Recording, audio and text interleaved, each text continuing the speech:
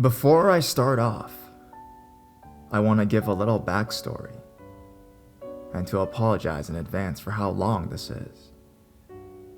This is my first post.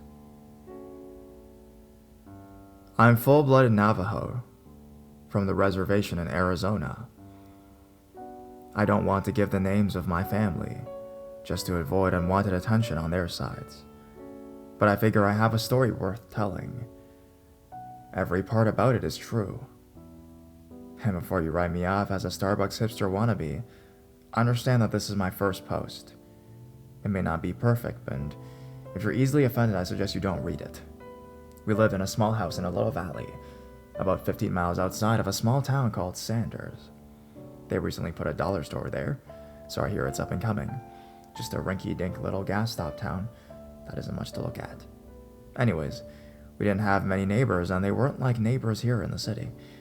The houses were spread far out, and we hardly ever communicated with anyone else outside our fence. Other than the times when my brothers and sister and I found a snake in our house and we had to get it out. And the few times we had to borrow a cup of sugar, there were not many times when we asked our neighbors for anything at all. There were 5 of us, my 2 sisters and 2 brothers and me. I fell second oldest after my oldest sister. Our mom had become an EMT in Sanders, but despite it being relatively close, she was gone for days to weeks at a time. We all had different dads. Our current one was our stepdad, but father to our 2 youngest siblings. This guy was simply not a good person. He served in the army for some time before he met our mom, and actually had 2 other children with another woman before he left her. Rumor was that she caught him beating her babies and left him. I can't say much about when we first met him. I hardly remember. I do remember he was a police officer, and his dad was in the tribal office. That aside, I also remember when the beating started. Just a slap here and there for small things at first, followed by my mother, who would scream and yell at him about hurting us. She would tell us to pack our stuff, which we happily did, and tell us to get in the car. But it was the same time. As she was about to go, it was always something that made her go back into the house. I forgot my hairdryer and whatnot, and waiting in a hot car for sometimes 30 minutes, and reassuring each other that she would come out. She'd always kick open the screen door and scream at us to get back inside, kicking or hitting us as we walked by. I guess I should give props to my mom. She tried sometimes. Once she drove about a mile away from my grandma's house. We could see her house, and if we wanted to, we could walk there. But I think her pride didn't let her go and ask her parents for help. We spent the night in the car that night. 2 other times she drove us the 2.5 hours out to Flagstaff to stay in a shelter for women and children. There was the coolest little play area in there for kids, but usually after a few days, we would make that horrible drive back to his house where things would pick up where they left off. I don't blame my mom. She was dealt a rough hands. 4 kids and no place to go. After one big fight, something in our mom snapped. Before she told us to pack, we started packing, but something was different. She yelled at us to come inside the living room. We all went in there. My older sister was holding our baby brother. I was holding my little brother Kyle's hand. She screamed at our stepdad. Screw it, I'll say his name, mostly because it grosses me out calling him dad in any context. His name was Jimmy. She said to him, "Is this what you want me to do to my kids?" She grabbed my little brother and yanked him away from me and kicked him. He fell on the floor and crawled behind the fireplace. My sister set my youngest brother, just a baby, down to help my brother before she could get there. Our mom grabbed her by the hair and threw her across the room. She hit the wall by our front door, and then she grabbed me and started hitting me. She started to reach for my baby brother when my oldest sister ran over to her crying and covering him with her body. Jimmy sat watching our mom work. After that day, it was hard to imagine she would keep us safe anymore, and she didn't. It got worse. From throwing us out in the winter nights with no clothes on, whipping us with a fishing pole rod, beating us with his fists, wires, and the infamous green belt. We got it all, and it was rough. It was only after he broke a couple of my brother's bones that's when CPS started to look in on us. But before the interviews, Jimmy always got a chance to talk to us. We had a gate outside our property that had to be manually opened in order to let anyone in. They usually came in a white van with the words, "Navajo Nation Social Services." Our stepdad would pull us aside as my mom walked out to greet, and I think by time, but who knows, he would usually say, "If you tell anyone, I'll kill you." So of course, we never said anything. One day in 3rd grade, I believe, he had to take me to school because I couldn't miss any more days or I would be kicked out.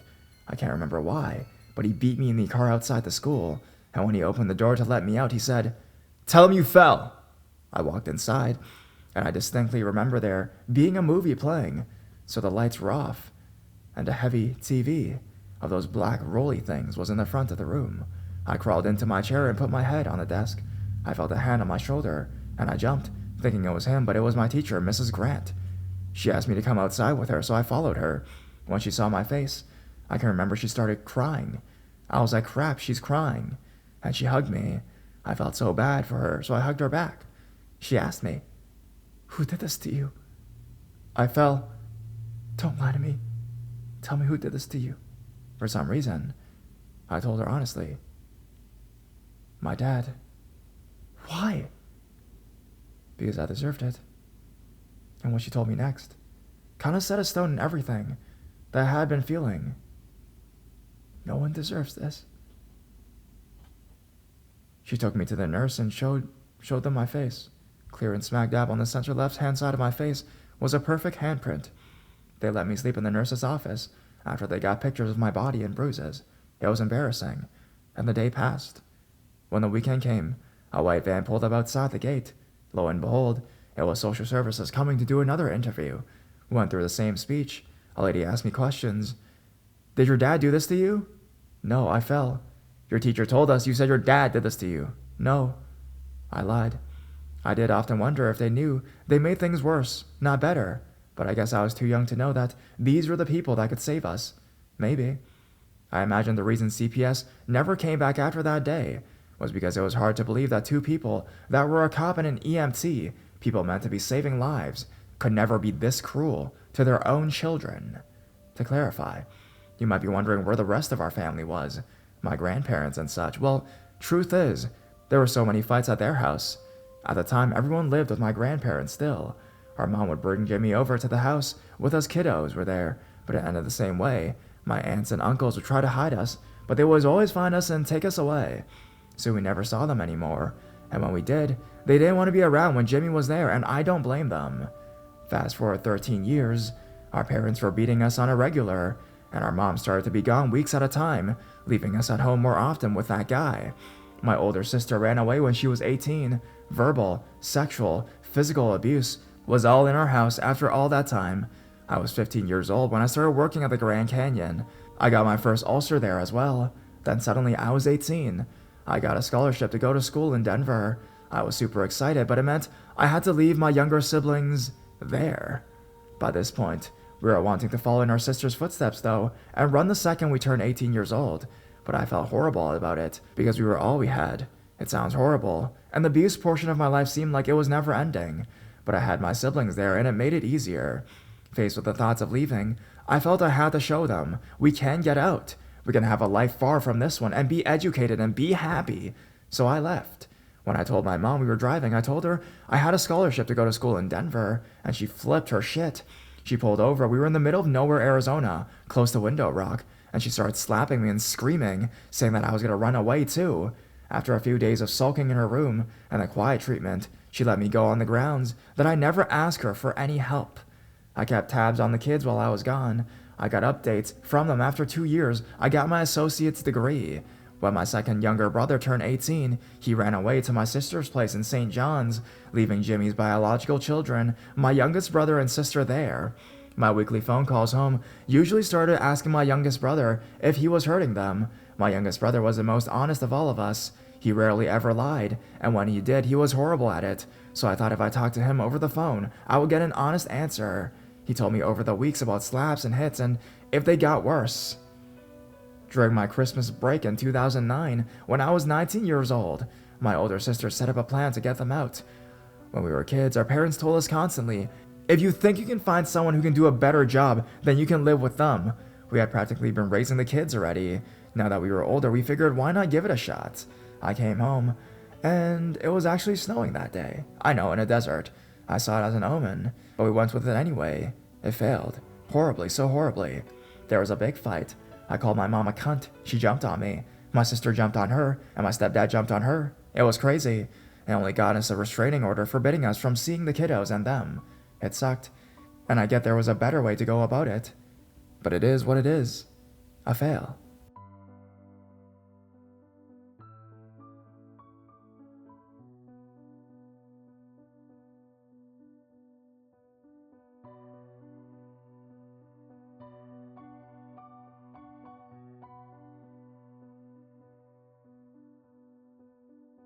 A year later, the day after the school year ended, I got the email that I received my associate's degree. I was happy. I was getting ready for work when I got a phone call from my older sister. Yeah. Something bad happened, something real bad. She said, calling me by my childhood nickname. What? He's dead. They found him dead. I just got a call from Mom. After explaining that she was driving over to Middle Wells from St. John's to see what was happening, she hung up. My stepfather died that day. I was livid. I'm not sure why, but I was angrier than I'd ever been in my whole entire life. I felt like he had gotten off too easily. I wanted to go back someday and rub it in his face like, you see me? I became something great without your help. After throwing a fit, I calmed down and picked up my bag. Probably a heart attack, I thought. I got another call on my way back to work. My sister again. Yeah, this is real bad. Sounded like she was crying. What's going on? I asked, getting worse. You think he did it? Our youngest brother. Our stepdad used to be a guy that would constantly get in our face during a beating. He wanted you to stand right in front of him. He would point out a space right in front of his feet and say, stand right here and don't you fucking move. He would fake to hit us, and if you flinched, he would beat you and tell you to stand in front of him again, repeating the process until you took a hit without flinching. After he did this, he would bring his face right in front of us, telling us, are you going to do something about it? If you think you're strong enough, I dare you to do something about it, and such and such. In my mind, this is how it went down between him and my younger brother. All I know is that he was shot twice in the head while he slept, with one of his many guns that he used to spend hours of the day cleaning in front of us. Jimmy and our mother got in a big fight one day, and she kicked him out of her room. He started sleeping in the living room on the floor in his green army sleeping bag for the last 8 years. When I got to the house the next morning, there were people surrounding it. My mother was sitting in the dirt outside. Her face looked white and sickly. I felt bad for her, but I ran to my youngest sister and held her for a while. Her arms were cold and she was confused. I asked the police officers, why don't you have her covered? She's just a kid. I was angry. They quietly told me that they were sorry and that I could go inside and get her jacket if I wanted. I walked inside quickly, and a feeling that washed over me was scary. It was sudden, cold, and I felt a little panicked.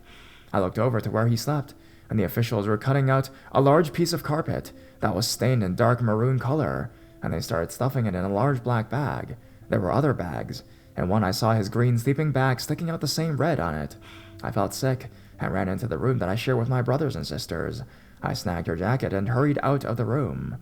I was the only one from the family to go outside the house that day. I was shaken, but I still had to be strong for my kid sister. Our brother had been taken away to Flagstaff, 2.5 hours away, to be locked up. They later found out that he acted in self-defense, and with some certain evidence, the entire trial was kept quiet, even to the family. A lot of heat came from our stepdad's side of the family. They all wanted answers and no one was saying anything. We weren't allowed at his funeral. A couple months passed, and I was back in Denver. My brother was in a halfway house. They didn't charge him as an adult, and my younger sister and my mother moved out of the home to a place up in the mountains. Things seemed like they were actually starting to calm down. It was probably a little after midnight when I got home. I'd just gotten off a double shift, 5 a.m. to 11 p.m., and was very tired. I just moved into a new apartment with my best friend Adrian. We both worked in the hospitality industry, and with our schedules, we rarely ever saw each other. Not all of my stuff had been moved out from our old place yet. I'd only brought my mattress, a lamp, and my cat Eddie. I got home from my work, kicked off my non-slip shoes, peeled off my chef jacket, and passed out in my chef pants.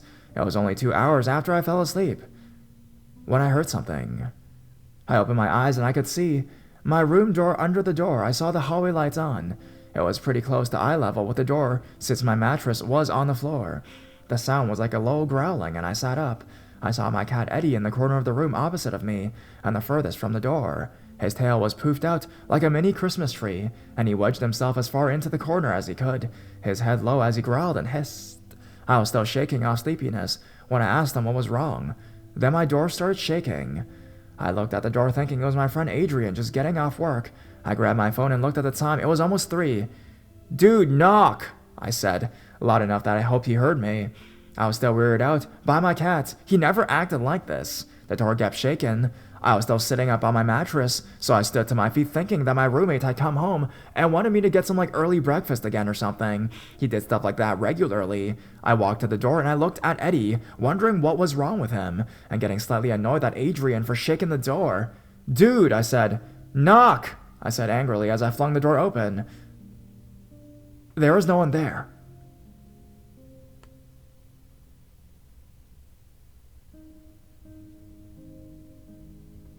I suddenly got very paranoid.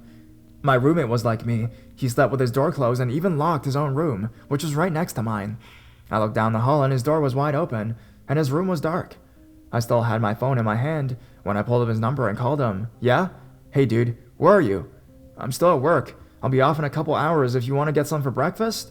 I hung up the phone, said fuck this, grabbed my cat and ran outside. I sat watching the door of my apartment. We lived on the second floor with the entrance of the garage right under our balcony, so it really was like living on the third floor. I watched the door. There was a little sit-down place where people could walk their dogs, and from there, I could see my place pretty well. I sat there debating whether or not I should call the cops. It was when the sun started to change colored that I mustered up the courage to walk back inside. I called my roommate Adrian just to tell him what was going on just in case. I walked into my apartment and replayed the incident in my mind. I checked the balcony. It was still locked from the night before. The two windows in the apartment were both firmly shut. I sat in our living room trying to work out what had happened, but I couldn't come up with an explanation. I wrote it off and tried to put it behind me, but that day I kept thinking about it. I remember seeing the lights under the door, but no shadow of a person on the other side. It was just too weird. Finally, I went to work. I cooked at the time, and I put it behind me and focused on work. When night drew near, I started to get anxious. Next thing I knew, I was back in my room, fidgeting and for some reason very scared to go to sleep. Adrian was working that night again, but I told him what was happening. A few small things happened in my room before this incident, so it wasn't too crazy for him to believe it. He just joked that my room was haunted, and that didn't really ease my jitters. I have an ass of a best friend, what can I say? That night, I experienced something scarier than the night before. I was laying in my bed when I had the sensation that someone opened up my door. My back was to the door, and I felt like someone was in the room with me. It was the scariest feeling. I could feel someone was in the room with me. My eyes couldn't open, and my body couldn't move, and I remember thinking, it's him! Jimmy! He's here to hurt me. Memories of those nights when he snuck into my older sister's room made me feel like I was about to die. I tried to will my body to move or my mouth to open and scream, but all I managed was a small gurgle, and my body stayed stiff. I finally snapped out of it and started screaming. I scrambled for my small lamp and turned it on. The little bulb sent off a little bit of light, but it was enough. My cat Eddie was there with me, and I started crying and tried to catch my breath. I hadn't been breathing the entire time, and I had asthma. I told myself, calm down. You're okay. He's not here. He's dead. And he can't hurt you. Or anyone.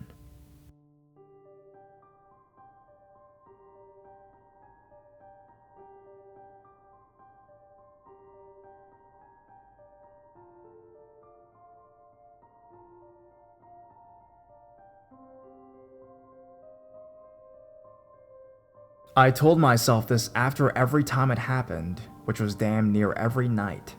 Most times I could feel it coming on hours before I even went to bed. I changed my sleeping habits. I stayed awake all night, thinking it wouldn't happen during the day, or if I slept on the couch maybe it wouldn't happen. It still did.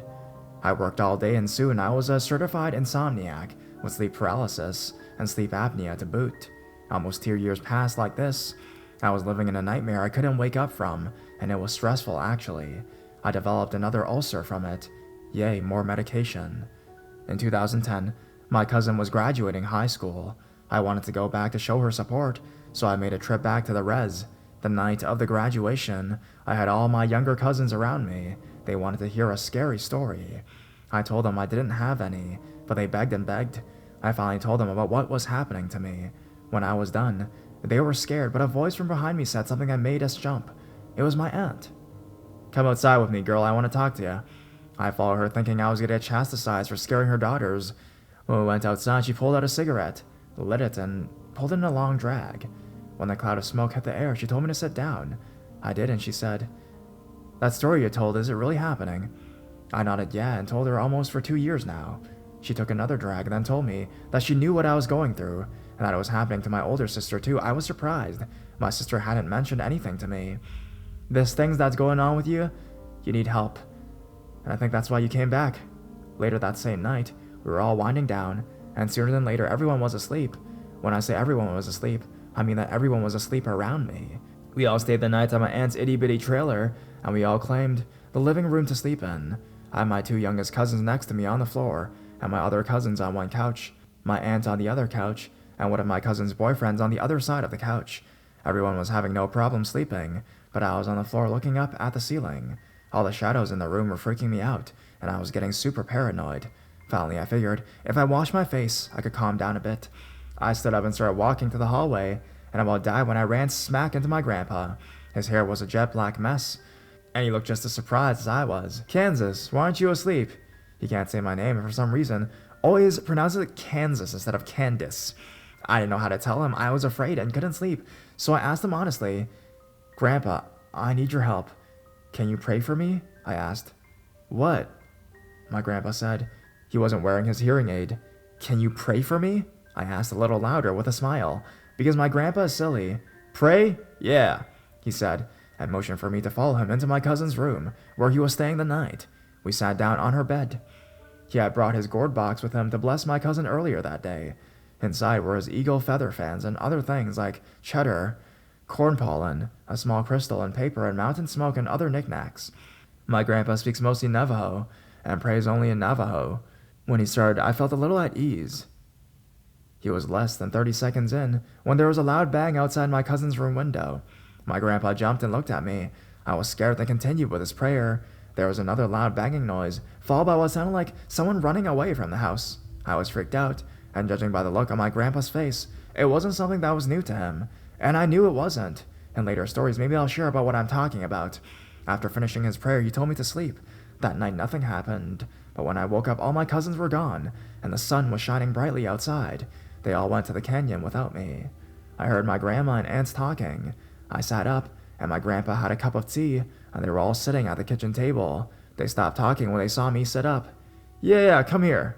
I stood up and walked over to all the elders. "Grandpa told us what happened last night."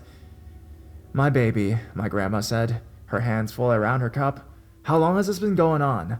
I explained to them the first time, and how it has happened since then. I told them I saw a doctor, and he prescribed me medication. With that comment, my grandma laughed. "You're not white. Our people, we handle this differently. We think you've been witched. Grandpa heard a yellow douchey, skinwalker, outside last night during your prayer, and we want to help. You need to come home with us to see Ninja Turtle." My medicine man and I have a history together. When I was a child, I was almost killed by an asthma attack and spent a good portion of my early life in and out of hospitals. Finally, my mom brought me to him to get the traditional treatment. The first time I saw him, he was outside his Hogan, and I was fresh out of the hospital, really sick, probably close to 5 years of age at the time.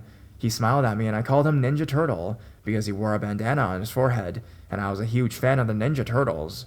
He had been treating me in traditional Navajo ceremony way for many years before we jumped into Jimmy's house. Then I never saw him again. The thought of seeing him again, being much older, I was raised to follow our traditions and customs, and now that I was much older and living in a city, the idea seemed crazy to me. I was witched? A skinwalker following me in the city? I need to see a medicine man? It sounded so surreal, but at this point, I was willing to try anything. I told my aunt I was going to go back with them. A 2.5-hour drive across I-40, and I was at my hometown. I made the drive with my cousins, aunt, and grandpa. That afternoon we met Ninja Turtle. He was the same as I remember him, just a little shorter. He asked me lots of questions while eating his bread and stew. His wife sat in their living room, wearing a rug on a huge loom. They lived without modern needs. No TV, nothing modern. Just a tiny table where they ate their meals, a bed, and a loom for her rug making. He told my aunt, grandma, and I to come back before the sun set the next day, and he would get things ready, explaining the things we needed to bring for him. On the way over, I noticed my grandma fidgeting. I asked her what was wrong, and she told me that this was big, and it was something she had never seen him do before, which is big in itself, because my grandma had been seeing him for years and years. There was talk that he might need to perform a sand painting ceremony that could last 4 days straight if it was serious enough.